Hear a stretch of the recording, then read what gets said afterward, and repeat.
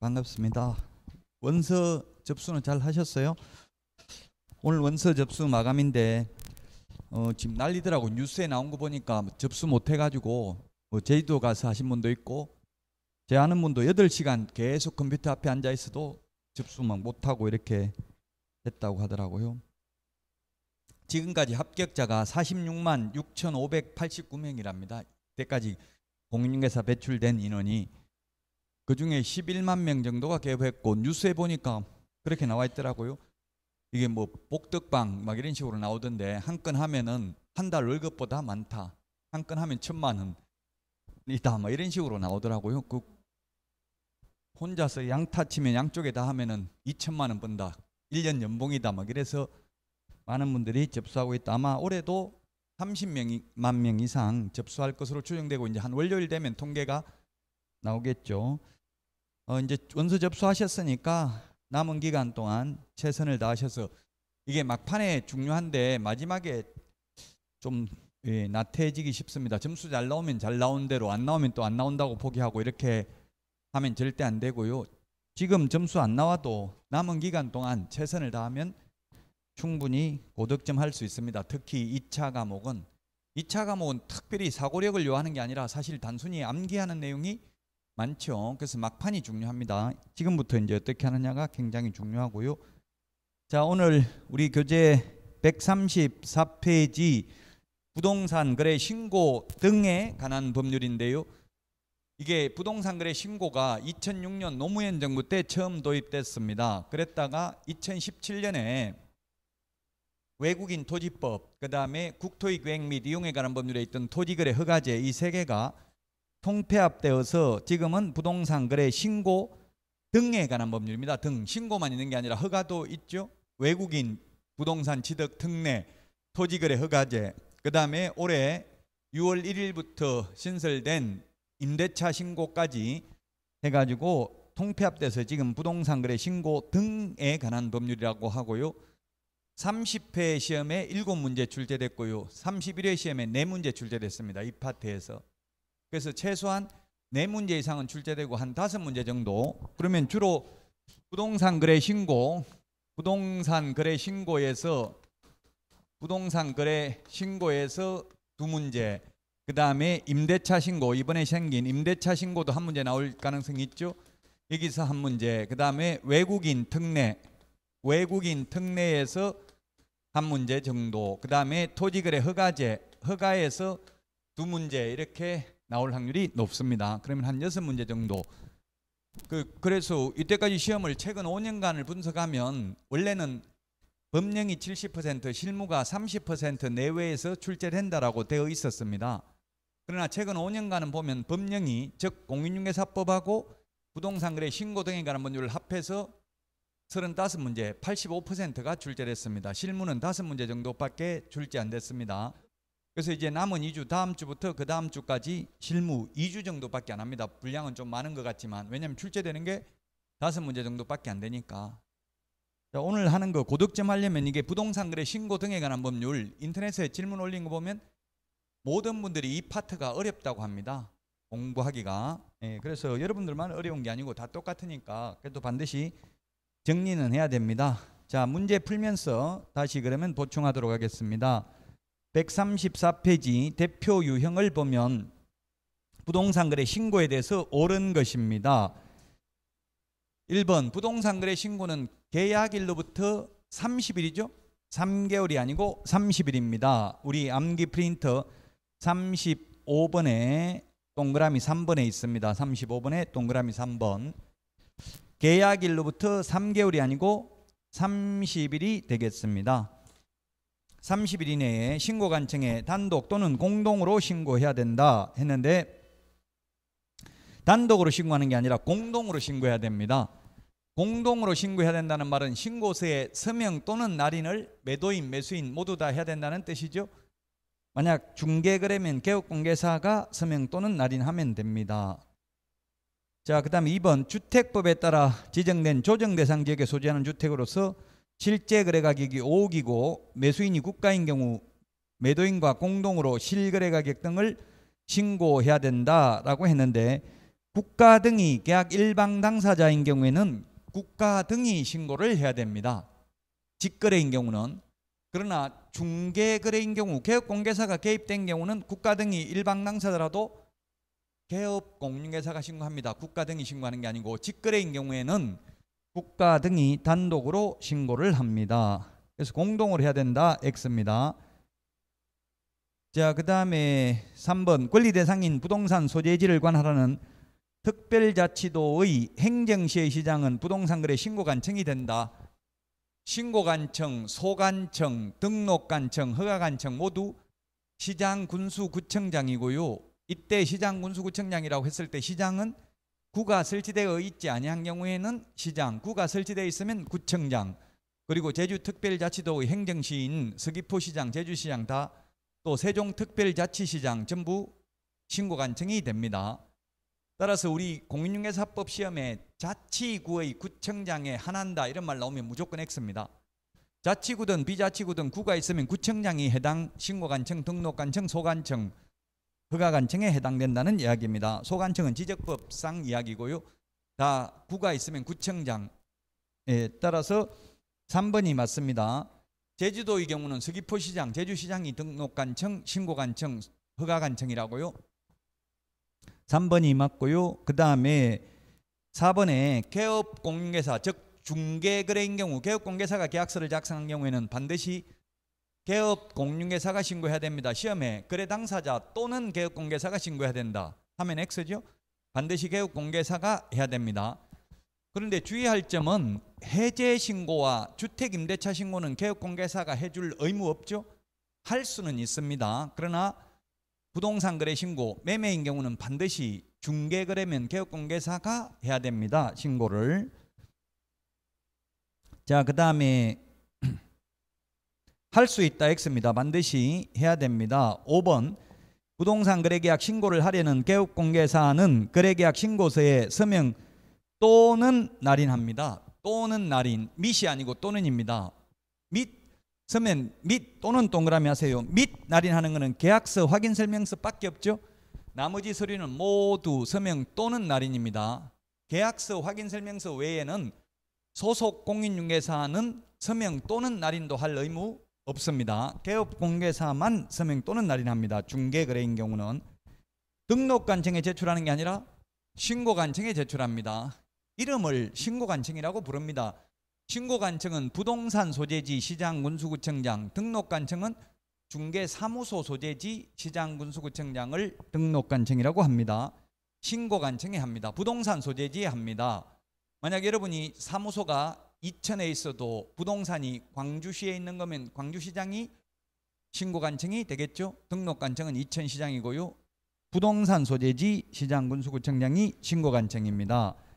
1번에 답 3번이고요. 2번 부동산 거래 신고서 작성에 대해서 옳은 것입니다. 국토의 계획 및 이용에 관한 법률에 따른 개발 제한 사항은 신고사항에 포함되지 않는다. 예, 우리 암기 프린터 13번에 보면 신고해야 될 사항 9가지가 있습니다. 입자, 실종, 조그마한 입자를 실종을 한 중개인을 기소했다. 재판에 회부했다. 이렇게 기억하도록 하겠습니다. 실입주 여부, 자금 조달 계획, 실제 거래 가격, 부동산의 종류, 개업공개사가 있을 경우 개업공개사 인적사항, 계약일, 거래 당사자 인적사항, 조건 기한, 부동산 소재지는 신고해야 됩니다. 특히 그래서 이게 우리 암기해야 될 암기 프린터를 보면 암기 프린터 5번, 6번, 5번에 전속 중개계약 시 정보 공개해야 될 내용, 6번 확인 설명해야 될 내용, 9번 계약서 필요적 사항, 13번 실거래 가격 신고 사항, 요 4개에서 2문제 시험에 출제됩니다. 2문제. 국토의 계획 및 이용에 관한 법률에 의한 제한사항, 개발 제한사항, 이건 뭡니까? 공법상 이용 제한이죠. 공법상 이용 제한은 암기 프린터 5번에 보면 동그라미 6번 전속 중개계약 시 정보 공개해야 되고요. 6번 확인 설명해야 될 내용, 동그라미 4번에 보면 토지 이용계획 공법상 이용 제한 있죠. 즉 확인 설명해야 되고 전속 중개계약 시 정보 공개는 해야 되지만 공법상 개발 제한 사항은 부동산 거래 신고 사항은 아닙니다. 자, 그다음에 1번이 그래서 옳은 내용이고요. 2번은 투기과열지구나 조정 대상 지역인 경우에는 금액과 상관없습니다. 금액과 상관없이 3억 이상인 주택 거래 계약을 체결한 경우 신고서를 제출할 때 매수인, 매도인이 공동으로 서명 및 날인한 자금 조달 입주 계획서를 함께 제출해야 된다 했는데 여러 군데가 틀렸네요. 이 실입주 여부와 자금 조달 계획이 옛날에는 3억 이상이었는데 지금은 금액과 상관없이 자금 조달 실입주 여부를 신고해야 되고요. 비규제 지역인 경우는 6억 이상, 그리고 법인이 취득하는 경우에는 법인은 지역과 금액과 상관없이 자금 조달 입주 계획을 제출해야 됩니다. 그리고 투기과열지구면 금액과 상관없이 정빙 자료를 제출해야 되죠. 꼭 3억 이상이어야 하는 건 아닙니다. 3억이 아니라도 자금 조달 계획 제출해야 되고요. 그 다음에 어쨌든 자금 조달 계획은 누가 자금을 조달하는 겁니까? 매수인이 하는 거죠. 따라서 매도인이 공동으로 서명 및 날인한다 X입니다. 매수인만 서명하면 됩니다. 돈을 매수인이 구하는 거잖아요. 매도인 필요 없고요. 그 다음에 서명 및 날인이 아니라 서명 또는 날인입니다. 계약서 확인 설명서 외에는 전부 서명 또는 날인이라고 했습니다. 매도인 X, 즉 매수인 단독으로 서명 또는 날인하면 됩니다. 왜? 돈은 매수인이 구하는 거니까 매도인이 자금 조달을 하는 거 아니잖아요. 및도 X입니다. 그리고 꼭 3억 이상일 필요는 없습니다. 3억 이하라도 자금 조달 계획 제출해야 됩니다. 틀렸고요. 그 다음에 3번 부동산 거래계약 신고서의 물건별 거래가격란에는 발코니 확장 등 선택 비용에 대한 기재란은 없다 했는데 있습니다. 이거 좀 어려운데 부동산 거래 신고서 서식을 봐야 됩니다. 서식이 시험에 한 문제는 나옵니다. 가장 중요한 서식이 확인 설명서 서식 1, 2, 3, 4 비교하는 거 가장 나올 확률 높고요. 두 번째가 전속 중개계약서에 보면 2주일에 1회 이상 업무 처리 사항을 문서로 통지해야 된다. 7일 이내 정보 공개해야 된다. 이런 게 다 전속 중개계약서 서식에 있어요. 법조문에는 7일 이내 정보 공개해야 된다 이런 말 없어요. 서식에 있거든요. 그래서 서식 중요하고요. 두 번째가 전속 중개계약서. 세 번째 중요한 게 부동산 거래 신고서 서식입니다. 이건 서식을 봐야 되니까 굉장히 어려운데요. 물건별 거래 가격란에는 발코니 확장 등 선택 비용에 대한 기재하는 란이 없는 게 아니라 있습니다. 자, 그 다음에 4번 부동산 거래 신고서를 작성할 때 건축물의 면적은 집합 건물의 경우 연면적, 그 밖의 경우 전용 면적인데 반대입니다. 반대. 집합 건물이 연면적이고요.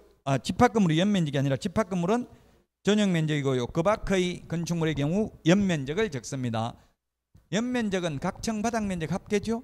단독주택이면 1층, 2층 면적 다 적어야 된다고요. 근데 아파트면 전용 면적 뭐 84제곱미터 이런 식으로 전용 면적만 적으면 됩니다. 공용 면적은 적을 필요 없다는 이야기입니다. 자, 그 다음에 5번에 거짓으로 부동산 거래계약 신고서를 작성하여 신고한 경우 벌금형 부과 사유가 된다 했는데 대한민국 모든 법에서 신고 위반해가지고 벌금 내는 경우는 없습니다.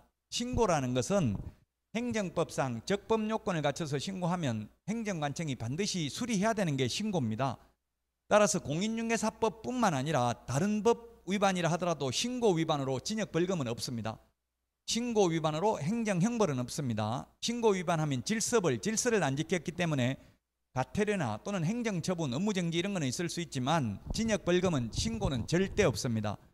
허가는 징역 벌금 있죠. 토지거래 허가 안 받으면. 근데 신고는 징역 벌금은 없고요. 과태료인데 거짓 신고하면 과태료가 얼마입니까? 취득 가격의 100분 5% 이하 과태료입니다. 5% 이하 과태료는 우리 암기 프린트 51번에 맨 밑에서 세 번째 줄에 있습니다. 51번. 거짓 신고하면 5%하고 100분 5하고 같은 말이죠. 법조문에는 100분 5라고 되어 있습니다. 이번에 1번이 답이 되겠습니다.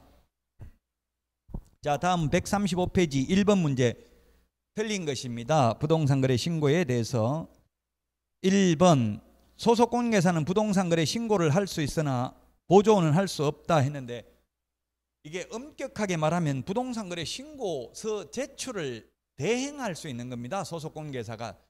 제출을 대행하는 거지 작성을 대행하는 거 아닙니다. 그 다음에 보조는 안 됩니다. 제출을 대행하는 것도. 2번 개업공개사가 공동으로 토지의 매매를 중개하여 거래계약서를 작성 교부한 경우에는 해당 개업공개사가 공동으로 신고해야 된다. 이 공동으로 신고해야 된다는 말은 공동중개한 개업공개사 모두 다 신고서에 서명 또는 날인을 해야 된다는 뜻입니다. 제출을 공동으로 해야 된다는 뜻은 아닙니다. 제출은 1인이 제출해야 된다 이렇게 되어 있습니다. 마찬가지입니다. 우리 확인설명서 계약서에도 공동중개면 모든 개업공개사가 다 서명 및 날인해야 되죠. 즉 책임은 모든 개업공개사 다에게 있다는 이야기입니다. 공동중개를 했을 경우. 도장 찍으라는 것은 다 나중에 책임을 묻겠다는 이야기잖아요. 잘못됐을 때. 자, 그 다음에 3번 개업공개사 중 일방이 신고를 거부하는 경우에는 상대방이 단독으로 신고할 수 있습니다. 제가 현업에 있는 개업공개사님들을 대상으로 연수교육을 해보니까 지금 어떻게 되냐면 현업에서는 공동중개를 하면 매도측 개업공개사 사무소에서 계약서도 쓰고 확인설명서도 작성하고 부동산 거래 신고도 하는 게 관행입니다. 법에는 없지만. 그럼 매도인은 신고를 했어요. 그럼 매수인이 30일 이내에 전자서명을 해야 되거든요. 그 사이트에 부동산 거래 관리 시스템에 들어가서 사인을 해야 되는데 전자서명을 해야 되는데 안 한 거예요. 안 하면 둘 다 처벌받습니다. 먼저 신고서를 제출한 사람도 둘 다 서명 또는 날인이 돼야 신고가 수리가 된다고요. 그 저한테 거칠게 항의하더라고요.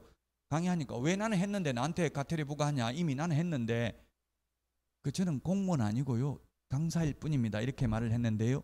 옛날에는 그게 굳이 할 방법이 없었어요. 무조건 둘 다 서명 또는 날인을 해야 되니까. 그런 사례가 자꾸 생기고 불만이 있다 보니까 지금은 한 명이 거부하면 이제 상대방이 단독으로 신고할 수 있고, 단독으로 하려면 사유서와 계약서 사본을 제출해야 돼. 그 사람이 매도인이 다운계약서 안 적어주면 사인 안 해준다고 해서 어쩔 수 없이 혼자 합니다. 이렇게 하면은 혼자 한 사람은 처벌 안 받고 혼자 안 한 사람은 500만 원 이하의 과태료를 받겠죠. 30일 이내에 신고서 제출을 안 했기 때문에. 4번 공공주택 특별법에 따른 공급계약에 의한 부동산을 공급받는 자로 선정된 지위를 매매하는 계약은 부동산 거래 신고 대상이 아니다 했는데 신고 대상입니다. 우리 암기 프린터 12번 맨 밑에 근공도시 빈산주택 이렇게 적어놨는데요. 이게 8개 법 이름 앞대가리입니다. 건축법 아닙니다. 그 건축법 X라고 적어놨죠. 건축물 분양에 관한 법률, 공공주택 특별법, 도시개발법, 도시 및 주거환경영비법, 빈집 및 소규모 주택 정비에 관한 특례법, 산업입지 및 개발에 관한 법률, 주택법, 택지개발 촉진법 8개 법률에 의한 공급계약은 부동산거래 신고해야 됩니다. 공급계약이라고 하면 처음에 분양받았을 때 부동산거래 신고해야 된다는 이야기죠. 그럼 공공주택 특별법이 뭐냐면 그 LH나 SH에서 분양하는 거 이런 게 다 공공주택 특별법입니다. 경기도시공사에서도 지금 요즘 분양 많이 광고 나오더라고요. 그런 게 공공주택입니다. 따라서 이제 처음 아파트 분양받았을 때는 부동산거래 신고를 해야 됩니다. 지금 2006이 건물 짓고 있는 거는 보니까 뭐냐 가서 뭔지 보니까 표지판에 생활형 숙박시설이더라고요. 생활형 숙박시설은 주택법상 주택입니까 아닙니까? 아니죠. 원래는 주택으로 사용 못해요. 처벌받아요. 주택으로 사용하면. 뭐 수분양자가 이제 알아서 뭐 자기가 하면 되겠지. 분양회사야 그 아마 있을 거예요. 분양계약서에 주택으로 사용하면 안 됩니다. 이런 게 조그맣게 글씨 적혀져 있을 거예요. 근데 그거 뭐 알아서 이제 나중에 분양받은 사람이 처벌받겠죠. 만약에 적발되면은. 현실적으로 뭐 단속은 잘 안 하겠지만. 그러니까 저런 거는 생활의 질이 낮아요, 높아요? 주택법 규제를 안 받다 보니까 굉장히 따닥따닥 붙여지어 가지고 앞에 조망권 이런 게 다 침해될 우려가 굉장히 많죠. 제가 그 경비한테 물어봤어요. 이게 그럼 이거 여관입니까? 이렇게 물으니까 아니요, 그냥 집인데요, 이러더라고. 현실적으로는 다 집으로 분양을 하고 있다는 이야기입니다. 자, 그래서 4번이 정답입니다. 공공주택 특별법, LH에서 분양하는 거 이런 것도 분양받았을 때 부동산거래 신고해야 되고 그 분양권을 전매할 때도 부동산거래 신고해야 되죠. 그러면 지역주택조합을 분양받으면은 부동산거래 신고할까요? 안 할까요? 지역주택조합은 지역주택조합 아파트 분양권 분양받았을 때 신고하겠어요? 안 하겠어요? 부동산 거래 신고 했어요? 했는지 안 했는지 잘 모르겠더라고요. 수분양자들은. 왜냐하면 그게 일괄 엑셀 프로그램에 의해서 그 분양회사가 일괄적으로 다 합니다. 아니면 개인적으로 하라고 하면 안 한 사람이 한 명은 있을 거 아니에요. 여러 명이 있다 보면. 그러면 분양한 회사도 처벌받잖아요. 공동으로 신고할 의무가 있으니까 둘 중에 한 명만 안 하면 둘 다 처벌받거든요. 그래서 현실적으로는 엑셀 프로그램에 의해서 그냥 분양회사, 건설회사가 일괄적으로 다 신고를 합니다. 그래서 수분양자는 신고했는지 안 했는지도 몰라요. 그 계약서 어딘가는 아마 신고서에 그 서명사 또는 날인을 해놨었을 거예요. 예, 지역조합도 합니다. 부동산 거래 신고. 왜? 지역조합 아파트도 주택법 적용받아요. 지역조합이 주택법이 나오잖아요. 조합 아파트. 그 주택법상 사업계획 승인 대상입니다. 따라서 지역조합 아파트도 만약에 그 지역조합 아파트를 분양받으면은 무주택자 아닙니다. 이제 그 뭐 무주택자 이런 게 중요하잖아요. 집 분양받을 때는. 지금 오늘 뉴스에도 보니까 서울에 그 개포동 주공아파트 재건축한 거 줍줍 4세대가 나오는데 서울에 거주하는 무주택 세대주인데 분양가가 15억인데 몇십만 명이 몰렸다. 뭐 이렇게 나오더라고. 20만 명인가 몇십만 명. 분양가 15억인데 지금 거래가 30억 넘게 되고 있대요. 3억 계약금만 있으면 바로 15억 차익을 남기고 양도소득세 50% 내더라도 8억은 번다. 이렇게 나와 있더라고요. 로또 당첨되는 것보다 더 뭐 비슷해요.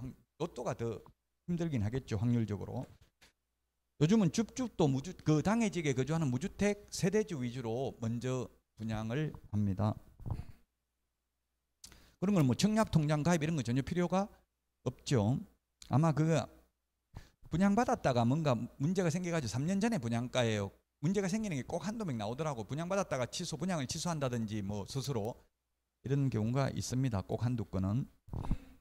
4번이 답이고요. 5번 매매 대상 토지 중 공장 부지로 편입되지 아니할 부분의 토지를 매도인에게 원가로 반환한다는 조건을 당사자가 약정한 경우 그 사항은 신고사항이다. 그게 뭡니까? 조건 기한이잖아요. 조건 기한. 조건 기한 신고사항이죠. 입자, 실종, 중개인, 기소, 암기 프린트 13번 조건 기한 신고사항입니다. 따라서 4번이 정답이 되겠고요. 그 다음에 136페이지 2번 문제입니다.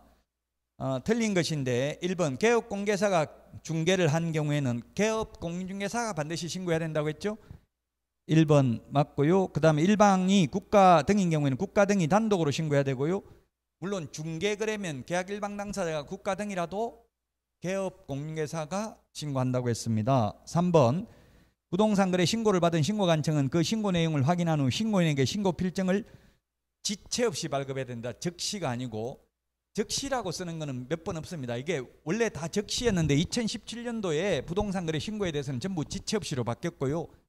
그럼 지체 없이와 적시가 다르다는 이야기인데요. 어떻게 다른지는 시험에 나오지는 않습니다만 적시는 민원 처리에 관한 법률 시행령에 보면 정당한 사유가 없는 한 상당한 사유가 없는 한 3근무시간 안에 처리해야 된다. 이렇게 돼 있어요. 적시라고 돼 있는 경우는. 지체 없이는 그냥 상당한 이유 없이 지체하면 안 될 때 쓰는 편이다. 이렇게 되어 있습니다.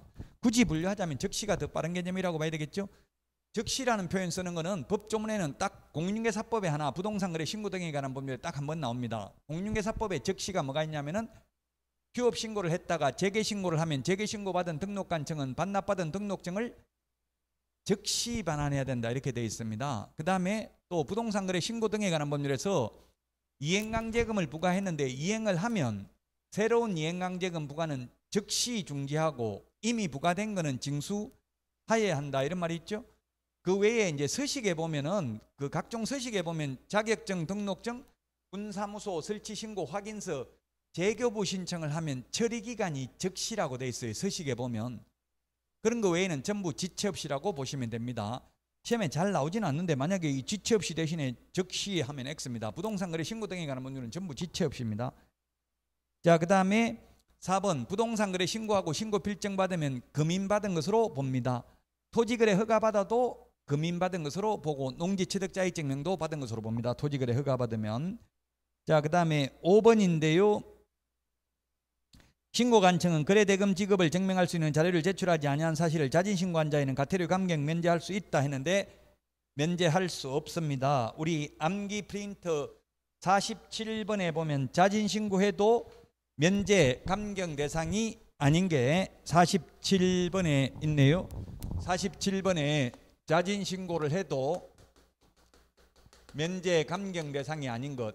자진신고 제도는 공인중개사법에는 없고 부동산 거래 신고 등에 관한 법률만 자진신고가 있죠. 스스로 고백하면 고해성사하면 과태료를 조사 시작되기 전에 하면 면제, 조사 시작되기 된 후에 하면 50% 깎아주죠.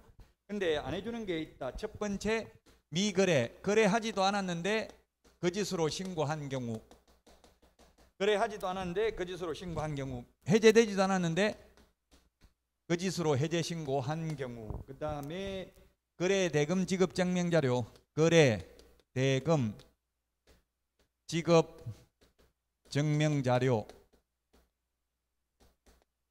미제출입니다. 미제출. 그 다음에 거래 대금 지급 증명 자료, 외의 자료, 외의 자료 미제출. 요 세 개는 3천만 원 이하의 과태료고요.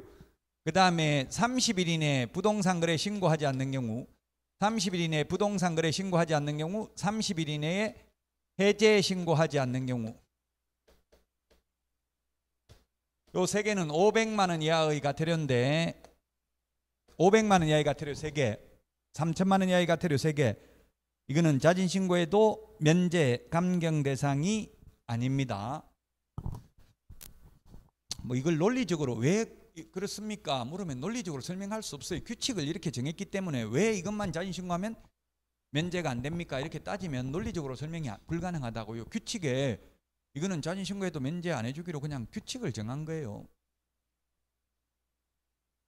국회의원들한테 물어봐도 나는 손 만들었다, 국토부에서 다 했다, 국토부 직원한테 물으니까 국회의원들이 만들었지 내가 만든 거 아니다, 서로 이런 식으로 하고 이유를 말해주지 않아요. 그러니까 그냥 이런 거는 단순히 6개를 암기하는 게 좋아요. 자진신고해도 면제 감경 대상 아닌 것. 암기 프린터 이 2장만 정확하게 알면 80점 받을 수 있다라고 했습니다. 자, 답이 그래서 5번이 되겠습니다. 그 다음에 3번입니다. 부동산 거래 신고 대상이 되는 계약이 아닌 것은 했는데 답은 2번이네요. 임대차는 이게 지금 부동산 거래 신고 대상이니까 토지 임대차, 임대차는 지금 주택 임대차 신고는 있잖아요. 주택 임대차 신고는, 토지 임대차 신고는 없죠. 부동산 거래 신고는 매매만 신고하고 교환 계약이나 증여 계약은 신고 대상이 아니잖아요. 또 주택 임대차 신고는 올해 6월 1일부터 생겼습니다. 주택 임대차 신고는. 토지 임대차는 신고 대상이 아닙니다. 매매 계약, 공급 계약, 매매 계약이나 근공도시 빈산주택 8개 법률에 의한 공급계약 부동산 거래 신고 대상입니다. 2번이 답입니다. 토지 임대차는 신고 대상이 아닙니다. 상가 임대차도 이 법상 신고 대상 아니죠. 주택 임대차만 신고 대상입니다. 주택 임대차라고 할 때 주택은 주택법상 주택이 아니라 주택 임대차 보호법상 주택입니다. 주택 임대차 신고는. 근데 아까 법인이 자금 조달 계획 제출할 때 이때는 주택 취득 자금인데 이때 주택은 주택법상 주택입니다. 그래서 오피스텔 취득하면 자금 조달 계획 제출할 필요 없다고요. 오피스텔은 주택법상 주택이 아니잖아요. 생활형 숙박시설 이런 건 주택법상 주택 아니죠? 그럼 생활형 숙박시설이나 오피스텔에 투자나 투기하는 사람 별로 없다는 이야기, 돈 안 된다는 이야기의 결론은.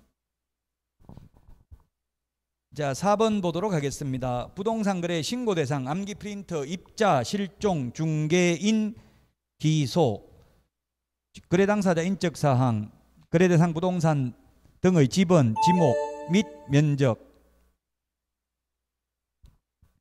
그 다음에 거래 대상 부동산의 종류, 그리고 실제 거래 가격, 계약일, 중도금 지급일 및 잔금 지급일 다 해야 되는 거죠. 입자, 실종, 중개인, 기소 전부 다 해야 되는 거죠. 입자, 실종, 중개인, 기소입니다. 5개 전부 다 신고해야 됩니다. 암기 프린터 13번에 있습니다. 자, 그 다음에 5번 부동산 거래 신고와 관련해서 틀린 것입니다. 1번 법인 외의자가 실거래 가격 6억 이상 주택이나 주택법에 따라 투기과열지구 조정 대상 지역인 경우에는 자금 조달 입주 계획을 거래 대상 주택의 매수자 본인의 입주할지 여부와 입주 예정 시기 등 거래 대상 주택의 이용 계획을 신고해야 된다. 다시 한번 말씀드리면 입주 계획, 자금 조달 계획 요 두 개는 비규제 지역은 6억 이상, 조정 대상 지역이나 투기과열지구는 금액과 상관없이, 또 법인이 취득하는 경우에는 지역과 금액과 상관없이 이 자금 조달 계획과 입주 계획을 신고해야 됩니다. 투기과열지구는 증빙 자료도 제출해야 됩니다. 이게 중요합니다. 바뀌었기 때문에 작년에 부동산 정책에 의해서 바뀌었으니까. 그 다음에 2번 법인이 주택거래계약을 체결하는 경우 법인 현황에 관한 사항, 법인이 주택 매수자인 경우에는 주택 취득 목적 및 취득 자금 등에 관한 사항을 신고해야 됩니다. 법인인 경우 규제를 강화했죠. 요약집 107페이지부터 108페이지 박스에 있습니다. 법인, 이게 왜냐하면 서울에서 미성년자가 페이퍼 컴퍼니 만들어 가지고 1인 기업 만들어 가지고 실제 아버지 돈으로 가지고 증여를 받으면서 그 삼촌한테 돈을 빌린 것처럼 해가지고 차입 자금 해가 이자 주고, 그리고 법인인 경우는 양도소득세도 많이 안 내죠. 왜 그래요? 법인인 경우에는 전부 다 비용 처리해버리잖아요. 법인 임원으로 해가지고 임원들 차량 이런 거 전부 유지비 이런 거 다 빼고 나면 남는 돈이 별로 없잖아요. 그럼 세금 법인세 낼 게 별로 없다고요. 이런 식으로 편법으로 투기나 투자하는 사람이 많았기 때문에 지금 취득세도 법인인 경우는 12% 최고세율로 부과하죠. 3주택하고 마찬가지로.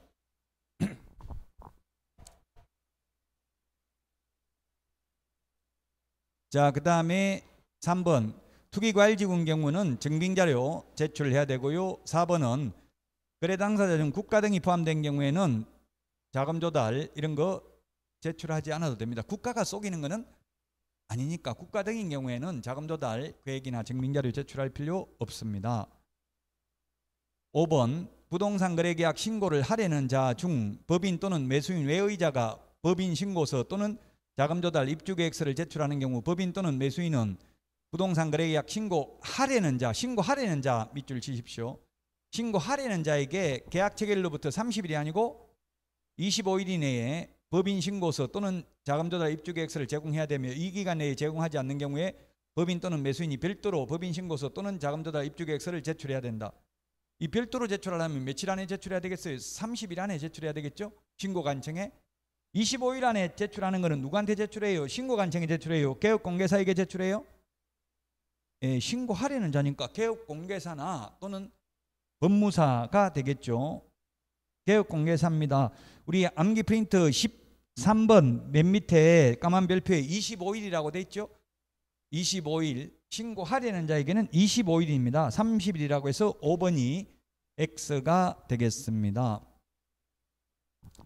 자, 그 다음에 6번입니다. 틀린 것은 했는데 국토부 장관이 검증체계 구축 운영을 해야 되고요. 2번 신고관청이 적정성 검증해야 됩니다.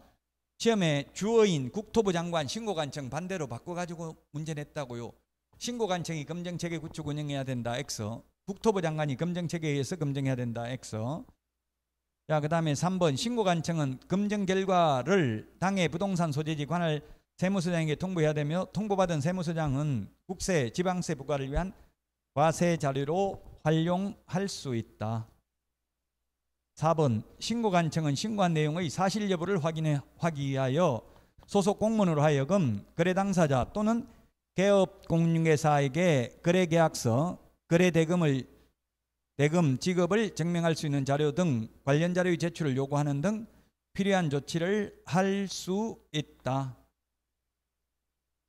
5번 신고 내용을 조사한 경우 신고관청은 조사 결과를 시도지사에게 보고해야 되며 시도지사는 매 분기 종료 후 1개월 이내에 국토부 장관에게 보고해야 된다 했는데 매월 1회 국토부 장관에게 보고합니다. 암기 프린트 50번에 동그라미 4번입니다. 50번에 동그라미 4번에 보면은 신고관청은 시도지사에게 보고해야 되고 시도지사는 매월 1회 신고 내용 조사 결과를 국토부 장관에게 보고해야 됩니다. 신고관청은 시도지사에게 매월 1회 한다, 매월 2회 한다 이런 규정 없죠? 그냥 보고하라고 했고, 보고받은 시도지사는 매월 1회 신고 내용 조사 결과를 국토교통부 장관에게 보고해야 됩니다. 매월 1회인데 매 분기 1개월, 매 분기 종료 후 1개월 이내에 해서 X가 되겠습니다. 암기 프린트 50번에 동그라미 4번에 있습니다. 6번에 5번입니다. 자, 7번입니다. 138페이지 7번. 틀린 것은 했는데, 신고관청은 외국인 등이 부동산 등의 취득을 신고한 내용을 매 분기 종료일로부터 1개월 이내에 시도지사에게 제출하여야 합니다. 특별자치시장은 직접 국토부 장관에게 제출해야 됩니다. 3번. 외국인 등이 부동산 등 취득 등의 신고 내용을 제출받은 시도지사는 제출받은 날로부터 3개월이 아니라 1개월 이내에 국토부 장관에게 제출해야 됩니다. 우리 암기 프린트 45번에 동그라미 11번, 12번에 있습니다. 11번에 보면 외국인 취득 신고 또는 허가 사항을 매 분기 종료일로부터, 분기라고 하면 3개월이 1분기죠. 매 분기 종료일로부터 1개월 이내 시도지사에게 제출해야 되고요. 세종특별자치시장은 직접 국토부 장관에게 제출해야 되고, 12번 시도지사는 제출받은 날로부터 1개월 이내 국토부 장관에게 제출해야 됩니다. 1개월인데 3개월이라고 해서 X입니다. 3번이 답이 되겠습니다. 4번. 국토부 장관은 금정체계 구축 운영을 위하여 신고 가격의 적정성 검증 결과를 제출할 것을 신고관청에 요구할 수 있고요. 그 다음에 5번. 국토부 장관은 부동산 거래가격 검증체계 구축 운영을 위하여 신고 내용의 조사 결과를 제출할 것을 신고관청에 요구할 수 있습니다. 답 3번이고요. 아직 7번은 시험에 나온 적은 없습니다. 자, 그 다음에 8번 문제 보겠습니다. 틀린 것은 했는데 1번에 보면은 이렇게 지문이 길면 읽어보기도 쉽지가 않죠. 신고서에 공동으로 서명 또는 날인하여 신고관청에 제출해야 된다. 서명 또는 날인은 공동으로 해야 되고 제출은 1인이 제출을 한다라고 되어 있습니다. 한 명이. 그 다음에 2번. 단독으로 부동산 거래 신고를 하려는 국가, 공공기관, 공공단체의 경우 단독으로 서명 또는 날인하여 신고관청에 제출하면 됩니다. 직거래인 경우. 중개거래인 경우는 계약 일방 당사자라도 개업공개사가 신고한다고 했죠. 그 다음에 3번. 일방이 신고를 거부하는 경우에는 단독으로 서명 또는 날인하여 신고관청에 제출하면 되는데, 한 명이 거부하면 사유서와 계약서 사본을 제출해야 됩니다. 이 경우 신고관청은 단독 사유에 해당하는 여부를 확인해야 됩니다. 확인해야 되기 때문에 이건 전자문서가 안 되고 반드시 방문 신고만 가능하다고, 한 명이 거부해가지고 단독으로 부동산 거래 신고를 하는 경우 공무원이 확인해야 되니까. 그래서 우리 암기 프린트 50번에 보면 전자문서 불가능한 거 적어놨죠. 바로 한 명이 신고를 거부해서 50번 맨 밑에 한 명이 신고를 거부해서 상대방이 단독으로 부동산 거래 신고하는 경우는 전자문서 안 된다고요. 담당 공무원이 사실 여부를 확인해야 되기 때문에 그렇습니다. 5번에 부동산 거래 계약을 신고하려는 개업공개사는 신고서에 서명 또는 날인하여 신고관청에 제출해야 되고, 공동중개한 경우에는 공동으로 서명 또는 날인을 해야 되고, 제출은 공동으로 꼭 해야 되는 것은 아니고 단독으로 한 명이 제출하면 됩니다. 5번이 정답입니다. 전자계약서입니다. 부동산 거래 전자계약 시스템, 즉 전자계약서를 작성하면은 부동산 거래 신고 따로 할 필요 없고, 해제 신고 따로 할 필요 없고, 주택임대차 신고도 따로 할 필요 없습니다. 전자계약서 작성했으면. 그리고 확정일자도 따로 동주민센터에 가 받을 필요 없죠. 전자계약서 작성했으면 시스템에서 확정일자도 부여됩니다. 또 전자계약서 작성하면 거래계약서나 확인설명서를 종이로 출력해서 따로 보존할 필요도 없습니다. 원래 계약서 5년 보존, 확인설명서 3년 보존해야 되죠. 전자계약서 작성, 즉 공인전자문서센터에 보관된 경우 따로 종이계약서, 종이 확인설명서 출력해서 보존할 필요 없다. 그리고 전자계약서를 작성하면 편리하고 안전하고 경제적이다. 세 가지 특징이 있습니다. 경제적인 거는 비용을 절감할 수 있습니다. 대출 금리를 할인해 줍니다. 예, 안전한 거는 국가에서 이거 관리하는 시스템이기 때문에 정보가 유출될 가능성이 전혀 없다. 시험에 나오면 그렇게 대답해야 됩니다. 또 안전한 이유는 우리 일반 거래를 하면은 신분증만 확인을 하는데 이거 전자계약서를 작성하면은 반드시 휴대폰을 통해서 본인 인정을 합니다. 우리 인터넷에 물건 살 때도 본인 인정 이런 거 많이 하잖아요. 본인 인정을 하기 때문에 더욱더 안전하다고요. 즉 위조된 신분증 이런 거 가지고 하기가 사기꾼들은 전자계약서 작성한다고 하면 아마 안 할 가능성이 많아요. 그래서 안전하다, 안전하고 경제적이고 편리하다 시험에 나오면 그 정도만 기억하면 되겠습니다. 전자계약서도 지금 시험 범위이기 때문에 한 문제 정도 나올 확률이 있습니다. 5번이 정답이 되겠습니다. 자, 9번 문제 보겠습니다. 틀린 것은 했는데 법인의 등기 현황에 관한 사항을 신고해야 하는 경우에는 부동산 거래 신고서를 제출할 때 법인 주택 거래 계약 신고서를 신고관청에 함께 제출해야 된다. 예, 법인인 경우 법인이 주택을 취득하는 경우 부동산 거래 신고서를 2장 제출해야 돼. 부동산 거래 신고서 하나 또 법인 주택 거래 계약 신고서 하나 더 추가로 제출을 해야 됩니다. 이때 법인이 주택을 취득했다 할 때 주택은 주택법상 주택이라고요. 주택임대차보호법상 주택이 아니고 따라서 오피스텔이나 생활형 숙박시설 이런 거는 제외된다고요. 만약에 주택임대차 신고는 생활형 숙박시설이라도 실제 주택으로 사용하고 있으면 주택임대차보호법상은 주택이죠. 임대차 신고는 해야 되지만 자금조달계획은 제출할 필요 없다는 이야기예요. 법인이 취득하더라도. 2번 법인 외의자나 법인이 주택의 매수인인 경우 주택 취득 목적 및 자금조달계획 지급 방식을 신고해야 하는 경우는 신고서 제출할 때 매수인이 단독으로 서명 또는 날인한 주택 취득 자금조달 입주계획서를 신고관청에 함께 제출을 해야 된다. 그렇습니다. 돈은 매수인이 구하는 거니까 매수인 혼자 서명 또는 날인하면 되죠. 매도인이 돈 구하는 건 아니니까. 3번 법인 외의자나 법인이 주택의 매수인인 경우 투기과일지구에 소유하는 주택 거래계약을 체결하는 경우에는 증빙자료를 제출해야 된다. 통장 입금표, 상속세면 상속받았으면 상속세 납부증명서 이런 거가 다 첨부해야 됩니다. 4번 법인 외의자나 법인이 주택의 매수인인 경우 법인 신고서 또는 자금조달 입주계획서를 부동산 거래계약 신고서와 분리하여 제출하기를 희망하는 경우 법인 또는 매수인은 자금조달 입주계획서를 거래계약 체결로부터 30일 이내에 별도로 제출할 수 있습니다. 이때 제출은 어디다 제출한다는 얘기예요? 신고관청. 신고관청이 제출하려면 30일 안에 제출하면 되고요.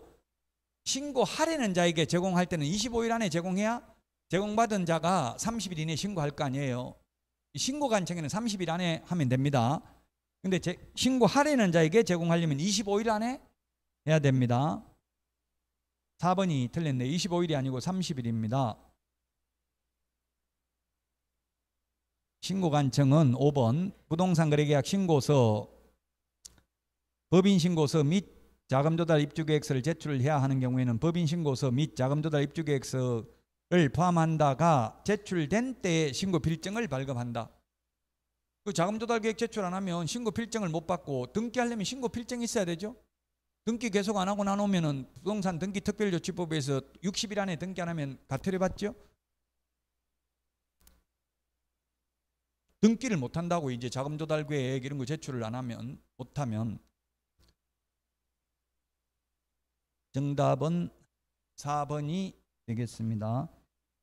자, 그 다음에 10번 문제 보겠습니다. 10번 틀린 것은 했는데 신고하려면 신분증을 반드시 제시해야 돼. 본인이든 대리인이든. 우리 신분증은 여기 주민등록증, 운전면허증, 여권이 되겠는데 여권 이렇게만, 그 다음에 외국인 등록증 이런 것만 규정하고 있습니다. 지금 뉴스에 보니까 김재덕 양궁 선수 현대에서 뭐 고급 승용차 받았나 보더라고요. 선물로 매덕 받고 돈도 보상금으로. 다음요. 차 받았는데 운전할 줄 아냐 물어보니까 운전면허증은 고사하고 아직 주민등록증도 없는데요 이러더라고요. 17세라서 주민등록증도 없대요. 18세부터 아마 주민등록증을 만드나 봐요. 자, 그러면 기사를 두든지 아니면 부모님 드리든지 이렇게 해야 되겠죠. 그런 경우는 어떻게 하는지 규정이 없어요. 예를 들면 미성년자가 대리인이 되는 경우, 미성년자도 대리인은 될 수 있죠. 민법상. 대리인은 행위 능력을 요하지 않잖아요. 민법에서. 왜? 본인이 책임지니까, 본인이 책임지려고 맡기는 거니까, 그냥 심부름만 하는 거니까 대리인은 꼭 행위 능력이 있어야 되는 건 아니거든요. 그러면 미성년자도 그러면 이거 신고서 제출 대행할 수도 있는데, 제출하려면 신분증을 제시해야 하는데 신분증 없는 경우 어떻게 한다, 이런 규정은 없다고요. 현실적으로 뭐 17살짜리한테 시키지는 않겠죠. 현실적으로는 사실은 전부 다 인터넷으로 그냥 부동산 거래 신고하지 신고관청이 가는 사례는 현실적으로는 없습니다. 그냥 전자문서로 하고 있어요. 현실적으로는. 어쨌든 신고하러 가는 사람 무조건 신분증이 있어야 되고요. 그러면 인터넷으로 하는 경우는 공인인증서를 지금 뭐라고 부릅니까? 이게 이름이 바뀌었던데요. 이제 공인인증서 제도는 없어졌잖아요. 공동인증서인가? 그렇죠. 아마 이름이 공동인증서인가 한번 치보세요. 있는지. 공동인증서. 공인인증서 제도는 없어졌잖아요. 없어진 거 아니라고요? 없어졌죠. 공인인증서는 없어지고 공동인증서 나와요. 인터넷에. 그 인터넷으로 신고하는 경우는 공동인증서 이런 걸로 신분증을 대신합니다. 신분증을, 인터넷상 신분증을 어떻게 제시할 수는 없잖아요.